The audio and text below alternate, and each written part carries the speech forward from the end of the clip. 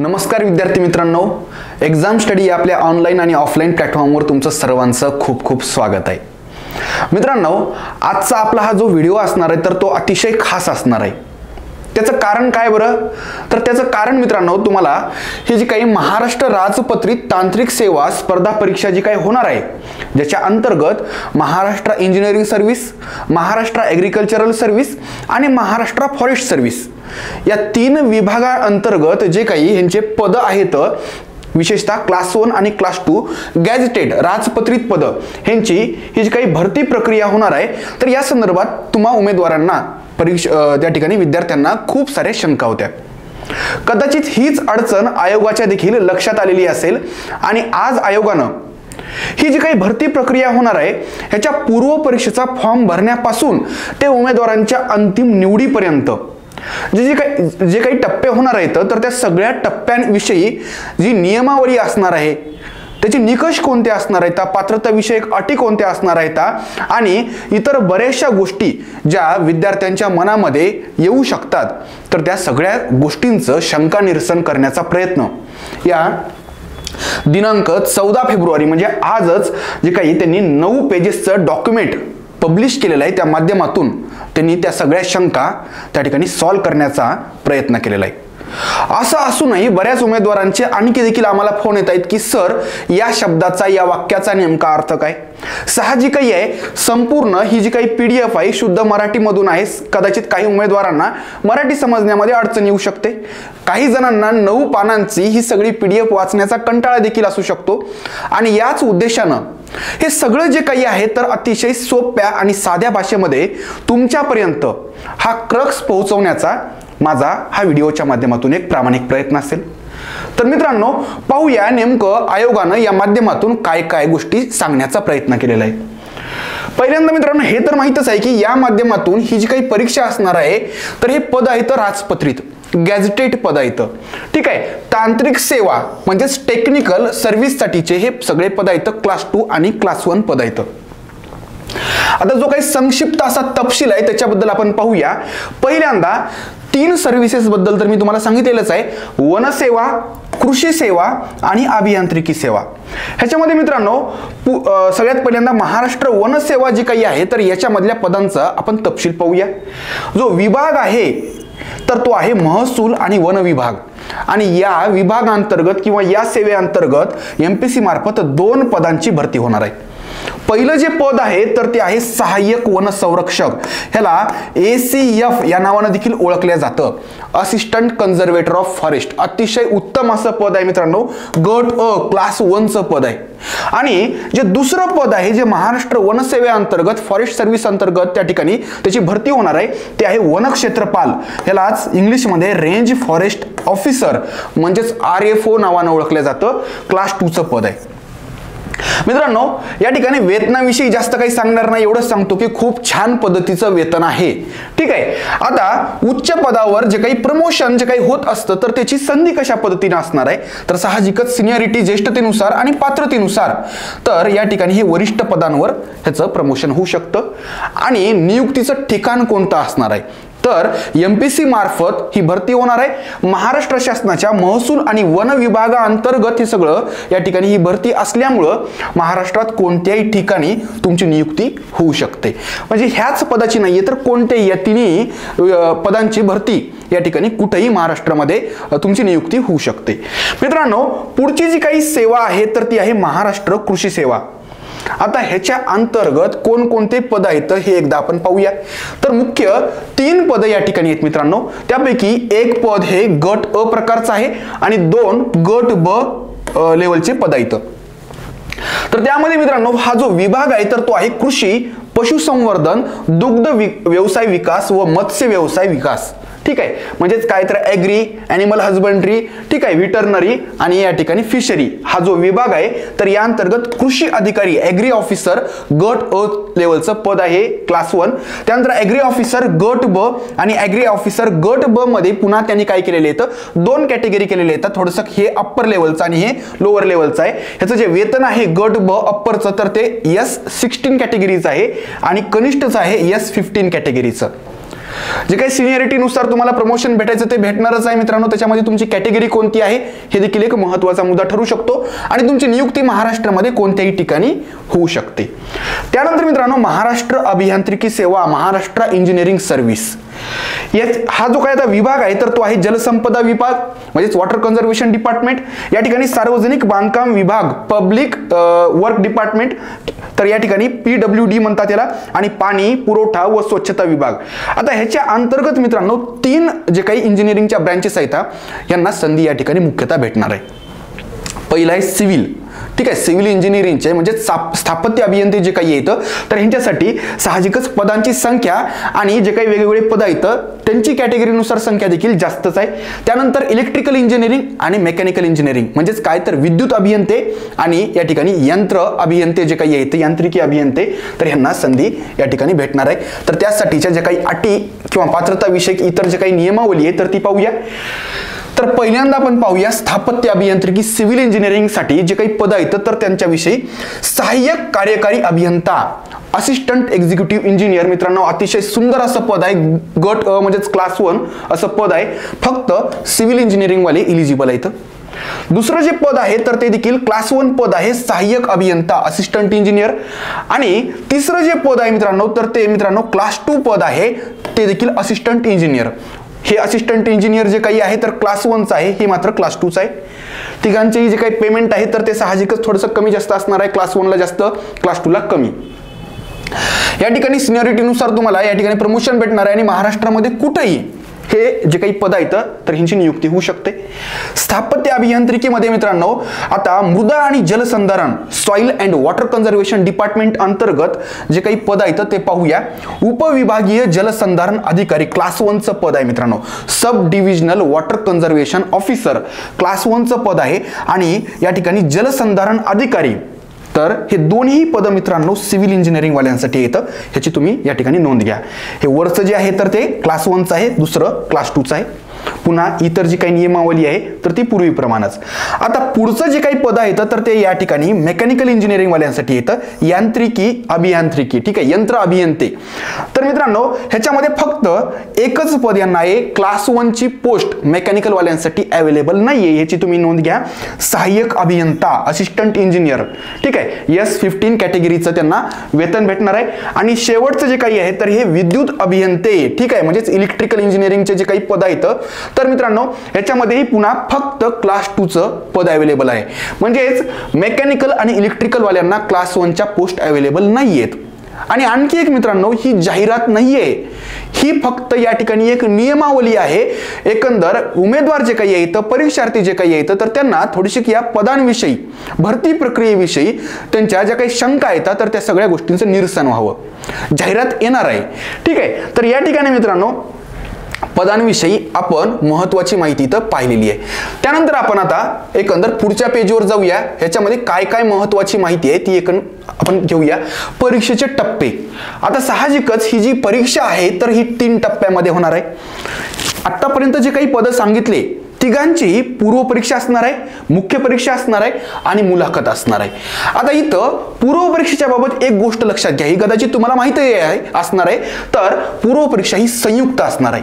संयुक्त म्हणजेच काय तर तिन्ही कॅटेगरीसाठी, तिन्ही प्रकारच्या सेवांसाठी एकच पूर्व परीक्षा असणार आहे. म्हणजेच काय तर या ठिकाणी वनसेवा, कृषी सेवा आणि अभियांत्रिकी सेवा तिन्ही प्रकारच्या सेवांसाठी एकच अशी संयुक्त पूर्व परीक्षा घेतल्या जाणार आहे, जी या ठिकाणी आपल्याला त्याच्याबद्दल जाणून घ्यायचंच आहे.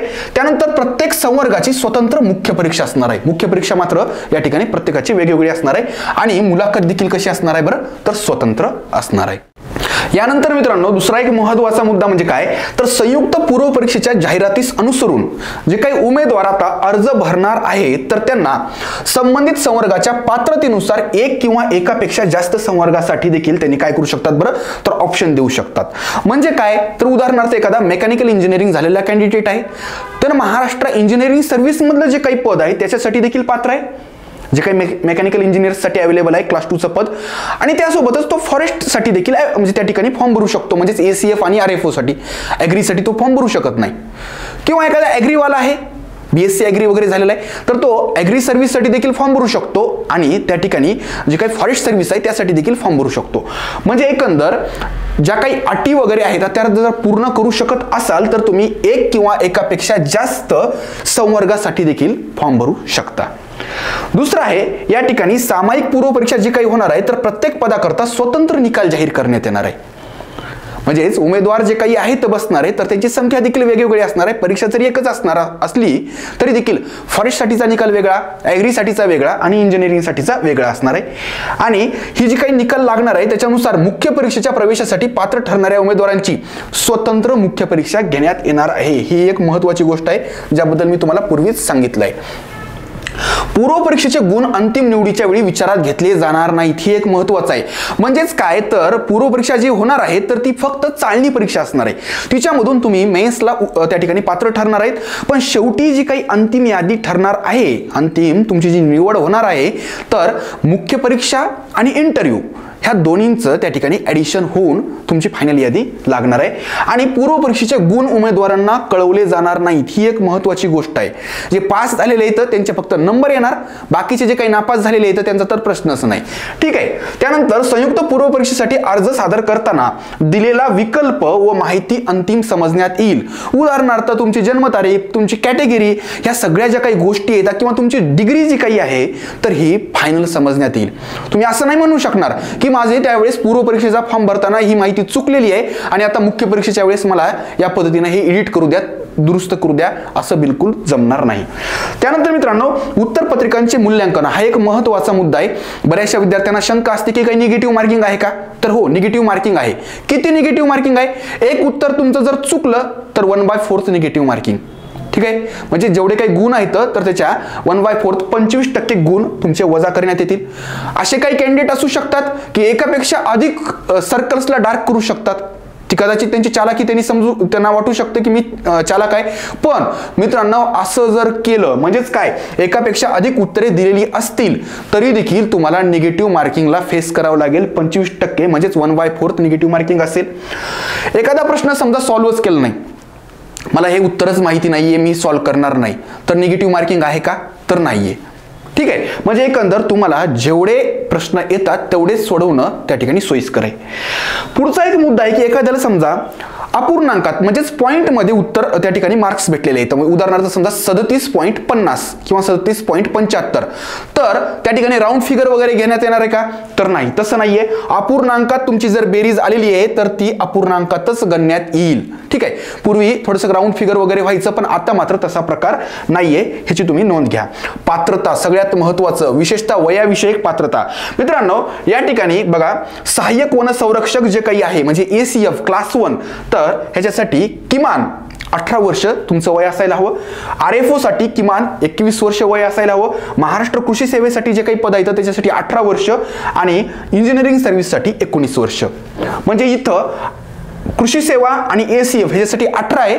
त्यानंतर RFO साठी 21 आणि अभियांत्रिकी सेवेसाठी किती आहे तर या ठिकाणी 19 वर्ष. आणखी एक महत्त्वाचं ACF आणि RFO या पदांसाठी जे काही दिव्यांग उमेदवार आहेत, अपंग जे काही आहेत तर ते त्या ठिकाणी इलिजिबल नाही आहेत, अपात्र आहेत. आणि इतर जे काही आहेत तर ते कॅटेगरीनुसार साहजिकच तुम्हाला जी काही वयाची मर्यादा आहे तर ती थोडी शिथिल झालेली आहे, तर ती तुम्ही व्यवस्थित पाहून घ्या.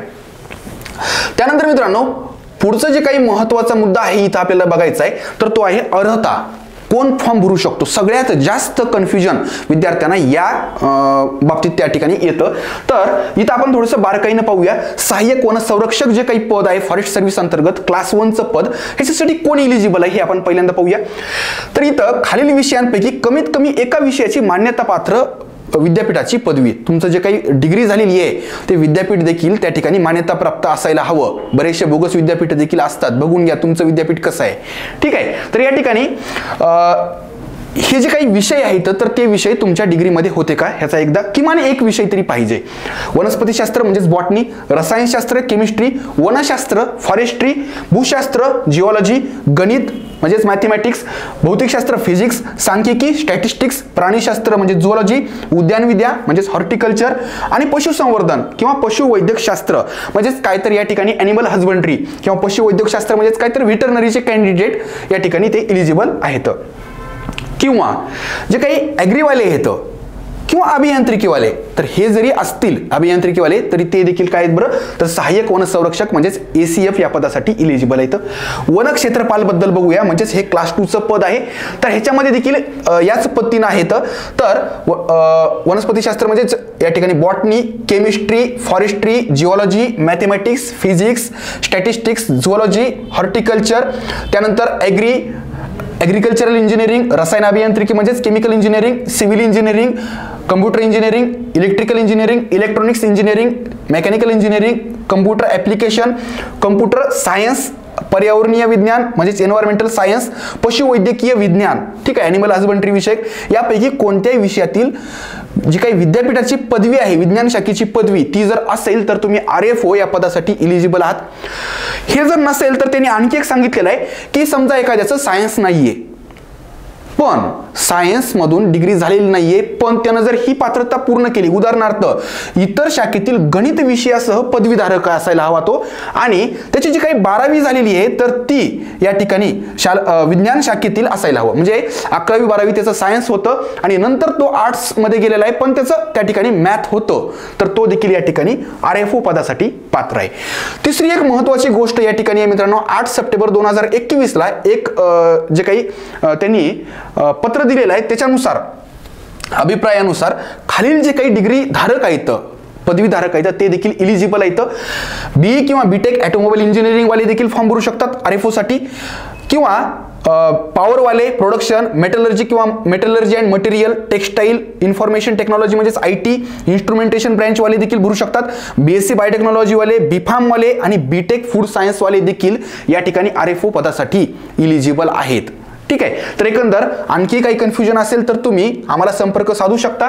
त्यानंतर मित्रांनो, ॲग्री सर्व्हिसचं थोडंसं बघूया. कृषी अधिकारी म्हणजेच ॲग्री ऑफिसर जो काही आहे गट अ पदासाठी, आणि त्यानंतर ॲग्री ऑफिसर गट ब, ॲग्री ऑफिसर गट ब मध्ये कनिष्ठ, तर त्यांच्यासाठी या पात्रतेच्या अटी येतात. थोडंसं पाहून घ्या तुम्ही. या ठिकाणी ॲग्री किंवा ॲग्री इंजिनिअरिंग किंवा हॉर्टिकल्चर हे विषय असतील तरी चालून जातं, किंवा BSc ॲग्री बायोटेक्नॉलॉजी, BSc या ठिकाणी ॲग्री मॅनेजमेंट, ठीक आहे, ते एक आणखी एक मला वाटतं नवीन डिग्री आलेली आहे, ॲग्री व्यवसाय व्यवस्थापन म्हणून. त्यानंतर BSc home science, BTech food technology, BFSc, त्यानंतर BSc हॉर्टिकल्चर, हे सगळे जरी असतील तुमच्या डिग्री, ह्याच्यापैकी कोणती असेल तरी देखील तुम्ही या ठिकाणी पात्र आहात. त्यानंतर थोडंसं आपण इंजिनिअरिंग कडे जाऊया. ठीक आहे, आपल्या दृष्टीने सगळ्यात महत्त्वाचं हेच आहे, स्थापत्य अभियांत्रिकी, ज्यासाठी सगळ्यात जास्त पदं देखील येतं आणि पदांची संख्या देखील निश्चितच आता जाहिरात आल्यानंतर आपल्या लक्षात येईलच की या ठिकाणी पदांची संख्या किती असणार आहे. तर ह्याच्यामध्ये गट अ चं जे काही पद आहे, किंवा गट अ स्थापत्य, गट ब स्थापत्य, त्यानंतर स्थापत्य अभियांत्रिकी, उपविभागीय जलसंधारण अधिकारी, सब डिव्हिजनल वॉटर कन्झर्वेशन ऑफिसर गट अ आणि वॉटर कन्झर्वेशन ऑफिसर गट ब, ह्या सगळ्यांसाठी म्हणजे एकंदर स्थापत्यवाल्यांसाठी, सिव्हिल वाल्यांसाठी तुमचं सिव्हिल इंजिनिअरिंग झालेलं असायला हवं, किंवा या ठिकाणी 2016 एक शासन आदेश आलेला आहे, तर त्याच्यानुसार सिव्हिल इंजिनिअरिंगला इक्विव्हॅलंट कोणत्या डिग्री येतात, तर त्यांनी सांगितलेलं आहे की तुमचं जर सिव्हिल अँड वॉटर मॅनेजमेंट मध्ये जर डिग्री झालेली असेल तरी चालेल, सिव्हिल अँड एन्व्हायरमेंटल मध्ये देखील डिग्री झालेली असेल तरी चालेल, सिव्हिल स्ट्रक्चर झालेला असेल तरी चालेल, आणि BE म्हणजे सिव्हिल मध्ये कन्स्ट्रक्शन इंजिनिअरिंग किंवा टेक्नॉलॉजी झालेला असेल तरी त्या ठिकाणी तुम्ही या सगळ्या पदांसाठी सिव्हिलच्या पात्र आहात. थोडंसं या ठिकाणी सहाय्यक अभियंता जे काही यांत्रिकी म्हणजेच मेकॅनिकल गट ब चं पद आहे, तर त्याच्याकडे जाऊया. तर ह्याच्यामध्ये मित्रांनो, मान्यताप्राप्त विद्यापीठाची यंत्र अभियांत्रिकी मधील पदवी म्हणजेच BE किंवा BTech मेकॅनिकल असायला हवं किमान. ठीक आहे, इथं प्रोडक्शन बद्दल वगैरे काही सांगितलेलं नाहीये, त्यामुळं साहजिकच एवढ्या माहितीवरून तर आपण निष्कर्ष काढू शकतो की प्रोडक्शन किंवा ऑटोमोबाईल वाले इथं या ठिकाणी इलिजिबल नसावेत. ठीक आहे, कारण इथं त्यांनी स्पष्ट सांगितलेलं आहे की यंत्र अभियांत्रिकी मधील पदवी. त्यानंतर मित्रांनो, पुढचं जे काही आहे तर विद्युत इलेक्ट्रिकल वाल्यांचं बघूया. तर गट ब, तर इथं इलेक्ट्रिकल इंजिनिअरिंग, किंवा आणखी कोणकोणते इलिजिबल आहेत बरं, BE इलेक्ट्रिकल अँड पॉवर असेल तरी चालेल, BE इलेक्ट्रॉनिक्स अँड पॉवर असेल तरी चालेल, BE पॉवर सिस्टीम असेल तरी चालेल, किंवा BE इलेक्ट्रिकल अँड इलेक्ट्रॉनिक्स असेल तरी चालेल, BE किंवा BTech. त्यानंतर मित्रांनो, या सगळ्या पदांसाठी मराठी भाषेचं ज्ञान आवश्यक आहे. आता मराठी भाषेचं ज्ञान म्हणजे नेमकं काय, तर तुमची 10वी किंवा 12वीला तुम्हाला त्या ठिकाणी मराठी हा विषय असायला हवा, तुम्ही ते पास असायला हवेत. ठीक आहे, किंवा या ठिकाणी एखाद्याचं समजा नसेलच मराठी विषय नसेल, पण तुम्ही जर विद्यापीठामध्ये मराठी विभाग जो काही असतो तिथून जरी त्या प्राध्यापकाकडून लिहून घेतलं की बाबा मला मराठी भाषा बोलता लिहिता आणि वाचता येते, तरी देखील ते मराठी भाषेचं प्रमाणपत्र म्हणून किंवा मराठी भाषेचं ज्ञान ह्याला आहे म्हणून समजण्यात येईल. ठीक आहे, महाराष्ट्रामध्ये निश्चितच असे खूप तुरळक कॅन्डिडेट असतील की त्यांना मराठी भाषेचं ज्ञान नाहीये. प्रत्येकाला या ठिकाणी मराठी भाषेचं ज्ञान असायलाच हवं. त्यानंतर या ठिकाणी जे काही फायनल इयरला स्टुडंट आहेत त्यांनी फॉर्म भरू शकतात का, तर हो, फायनल इयरला असणारे स्टुडंट फॉर्म भरू शकतात. अट एकच आहे, त्यांनी प्री पास झाल्यानंतर मेन्सचा फॉर्म भरण्याच्या अंतिम दिनांकापर्यंत त्यांच्याकडं त्या ठिकाणी ते फायनल इयर पास झाल्याचं सर्टिफिकेट असणं आवश्यक आहे. त्यानंतर मित्रांनो, शारीरिक अर्हता ही एक महत्त्वाची गोष्ट आहे. खरं तर सगळ्यात जास्त फॉरेस्ट सर्व्हिसच्या बाबत शारीरिक अर्हता या ठिकाणी आवश्यक आहे, इतर पदांना नाहीये. तर आता इथं ACF साठी आणि RFO साठी शारीरिक अर्हता बघूया. इथं यांनी ST कॅटेगरी आणि ST वगळता इतर कॅटेगरी असे 2 गट केलेले. इथं अनुसूचित जमाती व्यतिरिक्त अन्य उमेदवार, म्हणजे तुम्ही मग ओपन मध्ये, EWS मध्ये, OBC मध्ये, SC मध्ये कशामध्ये असाल तर तुम्हाला या अटी पूर्ण कराव्या लागतील. पुरुष उमेदवार जे काही येतं तर त्यांच्यासाठी 163 सेंटीमीटर तुमची उंची असायला हवी. तुम्ही जर ST कॅटेगरीमध्ये नाही आहेत आणि मेल कॅन्डिडेट्स आहेत तर त्यांनी किमान त्यांची उंची अनुमानी, बरं म्हणजे तुम्ही काय बूट किंवा चप्पल घालून उंची मोजत असाल तर ते चुकीचं आहे. तर 163 सेंटीमीटर उंची असायला हवी आणि या ठिकाणी तुमची जी काही छाती आहे न फुगवता 79 सेंटीमीटर असायला हवी, 79 सेंटीमीटर, आणि फुगवून 5 सेंटीमीटर पेक्षा अधिक फुगायला हवी. ठीक आहे, म्हणजे 79 प्लस या ठिकाणी 5 जर घेतलं तर साहजिकच 84 किंवा 84 प्लस तुमची छाती या ठिकाणी असायला हवी. महिला उमेदवारांकरता या ठिकाणी फक्त उंचीची अट आहे आणि ती म्हणजे 150 सेंटीमीटर किमान उंची असायला हवी अनुमानी.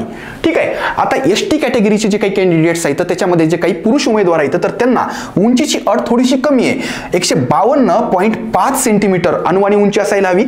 छाती जी काही आहे तर न फुगवता 79 म्हणजे इथल्यासारखंच आहे आणि छाती फुगवून त्या ठिकाणी 5 सेंटीमीटर पेक्षा देखील जास्त या ठिकाणी फुगायला हवी. महिला उमेदवार जे काही आहेत ST कॅटेगरीच्या तर त्यासाठी 145 सेंटीमीटर त्यांची किमान उंची असायला हवी अनुमानी पायानं. आता दृष्टी हे सगळ्यात महत्त्वाचं आहे, विजन. तर या ठिकाणी मित्रांनो आफ्टर करेक्शन सुधारणेनंतर +4 डायप्टर म्हणजेच या पद्धतीची त्यांची दृष्टी असायला हवी. त्यानंतर 6/6 व्हिज्युअल ॲक्युटी असायला हवी आणि डोळ्यावर कोणत्याही पद्धतीच्या रोगाचं संक्रमण नसायला हवं. आणि आणखी एक महत्त्वाचं मित्रांनो, डोळ्यामध्ये तिरळेपणा नसावा. ठीक आहे, तिरळेपणा तुम्हाला माहितच असेल, त्या पद्धतीचा जर प्रॉब्लेम असेल तर इथं त्या ठिकाणी या फॉरेस्ट सर्व्हिससाठी ते इलिजिबल नाही आहेत. आणखी एका मित्रांनो, तर ACF आणि RFO या पदांसाठी तुम्हाला चालण्याची देखील एक अट आहे. ACF पदासाठी जे काही पुरुष उमेदवार आहेत तर त्यांनी 4 तासामध्ये 25 किलोमीटर चालणं अपेक्षित आहे आणि जे काही महिला उमेदवार आहेत तर यांनी 4 तासामध्ये 14 किलोमीटर चालणं अपेक्षित आहे. आता हे जे काही आहे तर हे सगळं तुमचं सिलेक्शन झाल्यानंतर सर्वसाधारण जे काही गुणवत्ता यादी लागते त्याच्यानंतर तुम्हाला ह्या अटी पूर्ण कराव्या लागतात, पण पूर्ण करणं आवश्यक देखील आहे. RFO पद जे काही आहेत म्हणजे गट ब चं तर 4 तासामध्ये पुरुष उमेदवारांनी 25 किलोमीटर चालणं अपेक्षित आहे आणि महिला उमेदवारांनी 16 किलोमीटर चालणं अपेक्षित आहे किंवा चालावंच लागतं. ठीक आहे, तर या काही शारीरिक अर्हता आहेत तर त्या पूर्ण करणं आवश्यक आहे. त्यानंतर मित्रांनो पुढचा जो काही मुद्दा आहे तर इथं पाहूया आपण. नियुक्तीसाठी शिफारस झालेल्या उमेदवारांची नियुक्ती करण्यापूर्वी त्यांची शारीरिक मोजमापे शासनाच्या संबंधित विभागामार्फत सक्षम प्राधिकाऱ्याकडून तपासून घेण्यात येतील. म्हणजेच काय, तर या ठिकाणी फॉरेस्टसाठीच फक्त शारीरिक अर्हता आहे, तर जे काही फॉरेस्ट डिपार्टमेंटचे सक्षम प्राधिकारी येतं, सक्षम ऑफिसर येतं तर त्यांनी ही शारीरिक मोजमापे त्या ठिकाणी घेतील. पुढचा मुद्दा आहे परीक्षेच्या संधी. हा एक महत्त्वाचा मुद्दा आहे. काही दिवसांपूर्वी शासनानं किंवा MPSC मार्फत या संबंधित जी काही नियमावली आहे तर ती त्यांनी सांगितलेली आहे. 6 संधी असतील प्रत्येक पदासाठी सध्या. म्हणजेच काय, तर ओपन साठी किती येतात तर कमाल म्हणजेच मॅक्झिमम 6 संधी येतात. जर तुम्ही SC किंवा ST मध्ये असाल तर तुम्हाला मॅक्झिमम कितीही वेळा परीक्षा देता येईल, म्हणजेच कमाल संधीची मर्यादा लागू राहणार नाही. पुढचा आहे खुला, म्हणजेच या ठिकाणी ओपन मध्ये असाल किंवा EWS मध्ये असाल तर या कॅटेगरी मधले जे काही दिव्यांग आणि अनाथ उमेदवार आहेत तर यांना 9 संधी येतात. ओपन किंवा EWS मधले दिव्यांग किंवा अनाथ उमेदवार जर असतील तर त्यांना मॅक्झिमम 9 संधी येतात आणि जे काही OBC आहेत OBC कॅटेगरी मधले तर त्यांना देखील या ठिकाणी 9 वेळा ही परीक्षा देता येऊ शकते. त्यानंतर मित्रांनो पुढचं फी विषयी आहे, ठीक आहे. प्रीची फी 394 आहे ओपनसाठी, मागासवर्गीय आणि अनाथसाठी 294 आहे. त्या ठिकाणी जे काय मेन्सची फी आहे तर ती 544 आणि 344 या पद्धतीने आहे. तर त्यानंतर पुढचा जो काही मुद्दा आहे तर पूर्व परीक्षेचा किती मार्कांची ही पूर्व परीक्षा आहे हा एक महत्त्वाचा मुद्दा आहे. तर लेखी परीक्षा जी काही आहे पूर्व परीक्षा तर ती 200 गुणांची आहे, 100 प्रश्न म्हणजे 2 मार्काला एक प्रश्न. प्रश्नांची संख्या 100 गुण 200. विषय कोणकोणते आहेत? मराठी, इंग्रजी आणि सामान्य क्षमता चाचणी. ह्याचं डिस्ट्रीब्युशन मार्कांचं कसं असणार आहे तर हे आणखी सांगितलेलं नाहीये, ठीक आहे. तर या ठिकाणी दर्जा, मराठीचा दर्जा हा 12वीचा असणार आहे, इंग्लिशचा दर्जा पदवीचा असणार आहे आणि सामान्य क्षमता चाचणी तर ह्याचा दर्जा देखील कसा असणार आहे? पदवीचा. पेपरचं माध्यम, ठीक आहे, हे एक महत्त्वाचं आहे. मराठीचा पेपर साहजिकच म्हणजे मराठी व्याकरण आणि शब्दसंग्रह हा जो काही आहे तर मराठीतच प्रश्न विचारणार. त्यानंतर इंग्रजीतच असणार आहे आणि सामान्य क्षमता चाचणी हे मात्र बायलिंग्वल असणार आहे. दोन्ही भाषेमध्ये हे एकच प्रश्न त्या ठिकाणी दिलेले असणार आहे. परीक्षेचा कालावधी 100 प्रश्न तुम्हाला 1 तासामध्ये सोडवायचे तर आणि MCQ पद्धतीचा हा पेपर असणार आहे. तर या सगळ्या गोष्टी तुम्ही नक्की या ठिकाणी लक्षात ठेवा. आता दुसरा मुद्दा जो काही आहे इथं तर तो आहे या ठिकाणी परीक्षा किती ठिकाणी किंवा कुठं होणार आहे. 6 ठिकाणी सध्या तरी त्यांनी सांगितलेलं आहे की ही परीक्षा होणार आहे. पूर्व परीक्षा अमरावती, औरंगाबाद, मुंबई, नागपूर, नाशिक आणि पुणे हे सगळे जिल्हा केंद्र आहेत. तर इथे त्यांनी हे सांगितलेलं आहे की ह्याच्यामध्ये वाढही होऊ शकते, काही आणखी जिल्हा केंद्र ऍड होऊ शकतात, पण सध्या या 6 ठिकाणी ही परीक्षा होणार आहे असं त्यांनी सांगितलेलं आहे. त्यानंतर पूर्व परीक्षा पास जे काही उमेदवार होणार आहेत तर किती पटीमध्ये ते उमेदवार त्यांनी घेणार आहेत, ठीक आहे. ज्या काही जागा असतील तर एका जागेसाठी 12 उमेदवार मुख्य परीक्षेला पात्र होतील. एका जागेसाठी 12 उमेदवार. आता पूर्व परीक्षेचा जो निकाल आहे तर प्रत्येक संवर्गासाठी त्या ठिकाणी स्वतंत्र पद्धतीने त्या ठिकाणी लागणार आहे. म्हणजेच काय तर फॉरेस्टचा वेगळा निकाल कट ऑफ लागणार आहे, ॲग्रीचा वेगळा लागणार आहे आणि या ठिकाणी इंजिनिअरिंगचा वेगळा लागणार आहे. आणखी एक महत्त्वाचा मुद्दा आहे मित्रांनो, केवळ सर्वसाधारण अमागास उमेदवारांच्या सीमारेषेच्या आधारे मुख्य परीक्षेच्या प्रवेशासाठी पात्र ठरलेल्या उमेदवारांची उमेदवारी अंतिम निवडीच्या वेळी सर्वसाधारण पदासाठी विचारात घेतली जाईल.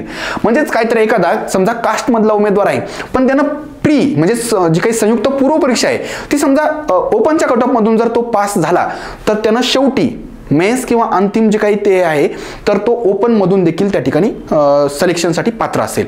पण एखादा कास्टचा उमेदवार म्हणजेच मागास प्रवर्गातील उमेदवार या ठिकाणी त्यानं जर समजा आरक्षित कॅटेगरीमधून म्हणजेच त्या ठिकाणी ओपनचा कट ऑफ त्यानं जर पार केलेला नसेल आणि तो जर त्या कॅटेगरीच्या कट ऑफ मधून जर तो पास झालेला असेल पूर्व परीक्षा तर अंतिम त्याला जे काही पद भेटणार आहे तर ते ओपन मधून भेटणार नाही, त्याला त्या ठिकाणी फक्त कास्टसाठीच इलिजिबल धरल्या जाईल. हा एक महत्त्वाचा मुद्दा इथं दिलेला आहे. सर्वसाधारण उमेदवारांसाठी असलेली सीमारेषा शिथिल करून मुख्य परीक्षेच्या प्रवेशासाठी पात्र ठरलेले उमेदवार अंतिम शिफारशीच्या वेळी फक्त संबंधित आरक्षित पदासाठी पात्र ठरतील, ठीक आहे.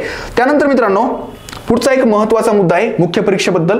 तर प्रत्येक पदाकरता विहित करण्यात आलेल्या परीक्षा योजना व अभ्यासक्रमानुसार या ठिकाणी स्वतंत्र अशी मुख्य परीक्षा घेण्यात येणार आहे. याबद्दल आपण ऑलरेडी बघितलेलं आहे. मुख्य परीक्षेकरिता आयोगाच्या कार्यालयाकडून अधिसूचना निर्गमित झाल्यानंतर आयोगाच्या ऑनलाईन अर्ज प्रणालीच्या संकेतस्थळाद्वारे या ठिकाणी तुम्हाला काय करावं लागणार आहेत बरं तर फॉर्म भरावे लागणार आहेत आणि मुख्य परीक्षेच्या प्रवेशासाठी पात्र उमेदवारांना त्यांच्या प्रोफाईलद्वारे या ठिकाणी काय करणार आहेत तर अर्ज किंवा फॉर्म भरावे लागणार आहेत. आता पुढचा जो काही मुद्दा आहे तर तो मुख्य परीक्षा विषयी आहे.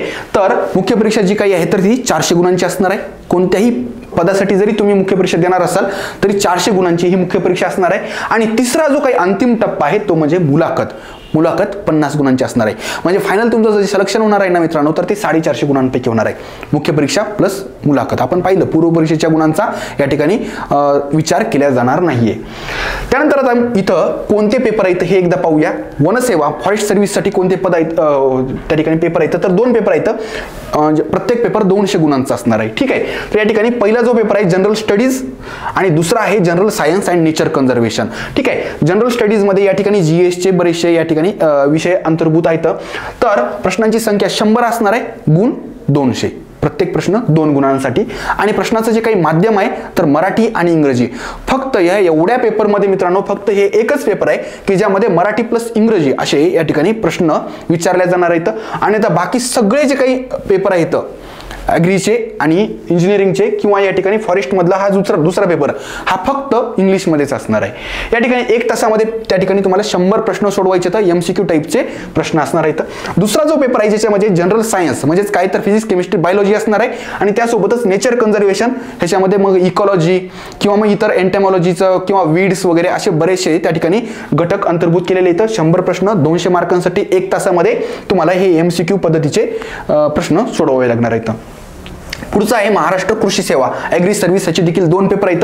पहिला जो पेपर आहे कृषी विषयक सामान्य ज्ञान, ठीक आहे, जनरल ॲग्री विषयक तुम्हाला काही माहिती असणं अपेक्षित आहे. 100 प्रश्न 200 गुणांसाठी 1 तासामध्ये तुम्हाला हे MCQ पद्धतीचे प्रश्न सोडवायचे. तर जे प्रश्नांचे लेवल असणार आहे तर ती या ठिकाणी ॲग्रीची जी काही डिग्री आहे तर त्या लेवलचे प्रश्न असणार आहेत. दुसरा पेपर आहे कृषी विज्ञान व तंत्रज्ञान, ठीक आहे, ॲग्रिकल्चरल सायन्स अँड टेक्नॉलॉजी. तर मित्रांनो 100 प्रश्न 200 गुण 1 तास वेळ आणि माध्यम असणार आहे इंग्रजी. पुढचा आहे स्थापत्य अभियांत्रिकीसाठीची मुख्य परीक्षा जी काही असणार आहे तर ह्याचे देखील या ठिकाणी 2 पेपर असणार आहेत. स्थापत्य अभियांत्रिकी पहिला पेपर 100 प्रश्न 200 गुण, तोच पॅटर्न 2 तासाचा या ठिकाणी वेळ आहे. इथं मात्र थोडासा फरक आहे, ठीक आहे, इथं 2 तासाचा वेळ सांगितलेला आहे. 2 तासाचा वेळ प्रत्येक पेपरसाठी 2 तासाचा वेळ आहे, ठीक आहे. त्यानंतर विद्युत अभियांत्रिकी जी काही असणार आहे तर इलेक्ट्रिकल इंजिनिअरिंग, तर पुन्हा मित्रांनो या ठिकाणी सेम पॅटर्न 200 गुणांचे 2 पेपर म्हणजेच एकूण मुख्य परीक्षा 400 गुणांची असणार आहे. मेकॅनिकल साठी देखील सेम पॅटर्न 200 असे 400 गुण पेपरचं माध्यम असणार आहे इंग्रजी आणि वेळ देखील 2-2 तास असणार आहे, ठीक आहे. म्हणजे एकंदर इंजिनिअरिंग साठी कोणत्याही ब्रँचचे तुम्ही जरी मेन्स देणार असाल तरी 2 तास प्रत्येक पेपरला भेटणार आहेत. त्यानंतर मित्रांनो पुढचा जो काही मुद्दा असणार आहे तर तो आहे या ठिकाणी परीक्षा केंद्राविषयी. प्रीचे जे काही परीक्षा केंद्र आहेत 6 तर तेच या ठिकाणी त्यांनी म्हटलेलं आहे. अमरावती, औरंगाबाद, मुंबई, नागपूर, नाशिक आणि पुणे हे 6 परीक्षा केंद्र. या जिल्हा केंद्रांमध्ये आवश्यकतेनुसार वेळोवेळी वाढ होऊ शकते अथवा बदल देखील होऊ शकतो. फॉर्म भरत असताना त्या ठिकाणचं जर जिल्हा केंद्र जर संपलेलं असेल तर तुम्हाला दुसरं जिल्हा केंद्र देखील दिल्या जाऊ शकतं, ठीक आहे. त्यानंतर मुख्य परीक्षेचा निकाल हा एक महत्त्वाचा मुद्दा आहे. या ठिकाणी मित्रांनो इथं काय म्हटलेलं आहे तर मुलाखतीसाठी मुख्य परीक्षेमधून किती जण पात्र ठरणार आहेत तर एका पदासाठी एका जागेसाठी 3 जण मुलाखतीला पात्र असणार आहेत. म्हणजे आपण पाहिलं प्री मधून मेन्सला एका पदासाठी 12 पट उमेदवार घेतले होते, आता इथं 30 उमेदवार घेतले जाणार आहेत. या ठिकाणी मित्रांनो एक मिनिमम त्या ठिकाणी कट ऑफ लाईन देखील असणार आहे आणि ती कट ऑफ लाईन पास करणं आवश्यक आहे. इथं स्पष्ट सांगितलेलं आहे लेखी परीक्षेमधून मुलाखतीसाठी अर्हता प्राप्त होण्यासाठी या ठिकाणी पर्सेंटाईल पद्धत लागू असणार आहे. म्हणजेच काय तर संबंधित जे काही आता निकाल लागलेला आहे त्याच्यामध्ये एक टॉपर विद्यार्थी असणार कोणीतरी, ठीक आहे, त्या टॉपरच्या तुलनेत तुम्हाला मिनिमम एवढे पर्सेंटाईल मार्क्स असणं अपेक्षित आहे.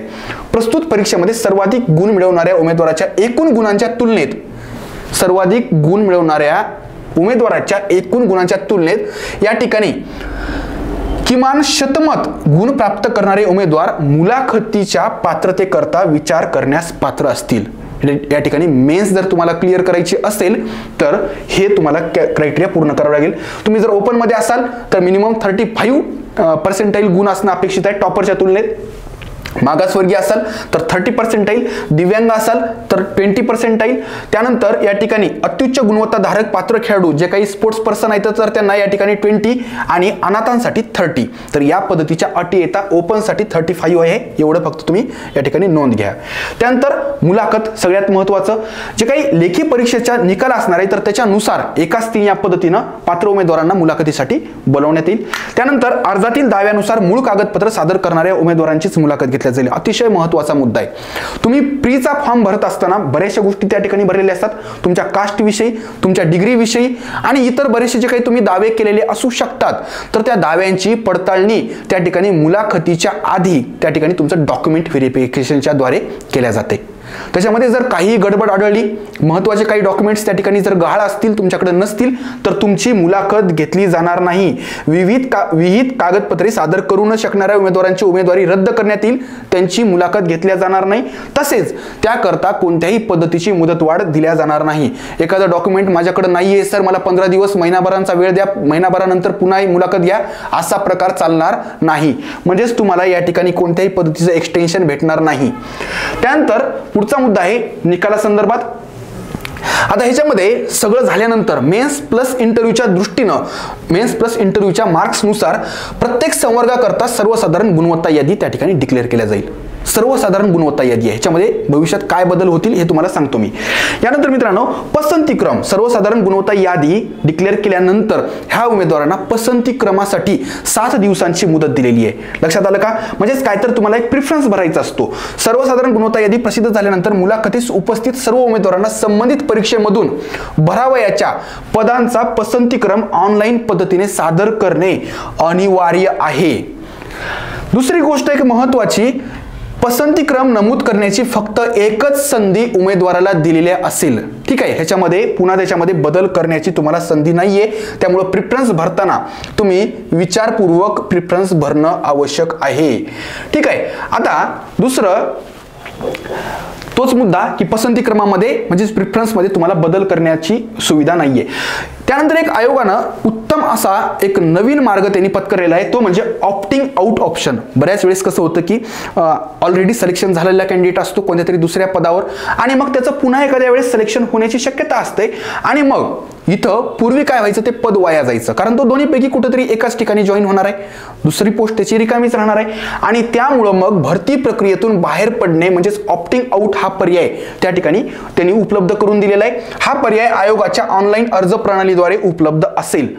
ज्या दिवशी सर्वसाधारण गुणवत्ता यादी प्रसिद्ध होईल त्याच्यानंतर 7 दिवसांचा कालावधी ह्याच्यासाठी दिला जाईल की त्या ठिकाणी ज्याचं सिलेक्शन या पद्धतीनं 2-2 ठिकाणी झालेलं आहे, म्हणजे दुसरीकडे कुठेतरी सिलेक्शन ऑलरेडी झालेलं आहे, तर त्यांनी तिथं ऑप्टिंग आउट म्हणजेच या ठिकाणी मला भरती प्रक्रियेतून बाहेर पडायचंय असा पर्याय सिलेक्ट करू शकतात.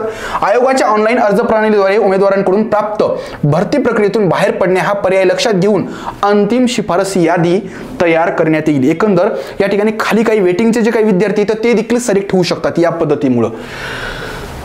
त्यानंतर मित्रांनो, पुढचा जो काही मुद्दा आहे तो म्हणजे शिफारस गुणवत्ता यादी. आता ह्याच्यामध्ये आतापर्यंत काय काय बघितलेलं आहे बघा. गुणवत्ता यादी शैक्षणिक अर्हता, शारीरिक पात्रता, इतर अटी शर्ती तसेच उमेदवारांकडून केवळ ऑनलाईन अर्ज प्रणालीद्वारे विहित कालावधीमध्ये प्राप्त पसंती क्रम यांच्या आधारे अंतिम शिफारशीसाठी किंवा निवडीसाठी विचार करण्यात येईल. हा एक महत्त्वाचा मुद्दा आहे. उत्तरपत्रिकेची प्रत व इतर तपशील. काही जणांना जर समजा त्यांचं जर उत्तरपत्रिका पाहिजे असेल तर ती देखील सुविधा या ठिकाणी आयोगाने उपलब्ध करून दिलेली आहे. आयोग तुम्हाला तुमच्या प्रोफाईलवर मूळ उत्तरपत्रिकेची स्कॅन इमेज त्या ठिकाणी प्रोव्हाइड करणार आहे, निकालाकरिता गृहीत धरलेले गुण सांगणार आहे आणि त्यासोबतच उमेदवार पात्र असलेल्या प्रवर्गाकरिताच्या गुणांची किमान सीमांकन रेषा म्हणजे जी काही कट ऑफ लाईन आहे तर त्या संदर्भात देखील तुम्हाला तुमच्या प्रोफाईलवर माहिती कळणार आहे.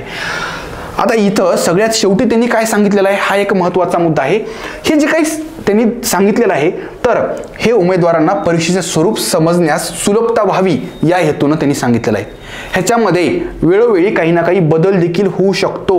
म्हणजेच काय तर तिथं त्यांनी स्पष्ट सांगितलेलं आहे की यामधील कोणतीही तरतूद प्रस्तुत परीक्षेची जाहिरात, अधिसूचना, संबंधित शासन निर्णय व आयोगाच्या कार्यनियमावली यामधील तरतुदीशी जर विसंगत असेल तर त्या वेळेच्या परीक्षेची जाहिरात, अधिसूचना, संबंधित शासन निर्णय तसेच आयोगाच्या कार्यनियमावलीतील तरतुदी ग्राह्य धरण्यात येईल आणि हे जे काही आतापर्यंत सांगितलं ह्याला दुय्यम स्थान असेल.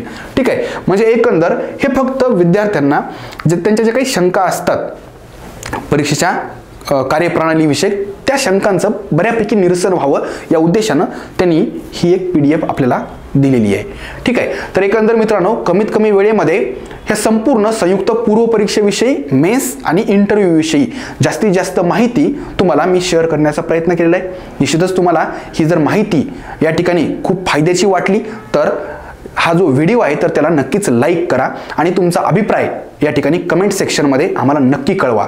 याच पद्धतीनं तुमच्या सहाय्यासाठी वेळोवेळी या ठिकाणी एक्झाम स्टडी मार्फत नवनवीन व्हिडिओ आम्ही तुमच्यासाठी आणण्याचा प्रयत्न करूच. तोपर्यंत मित्रांनो खूप खूप धन्यवाद.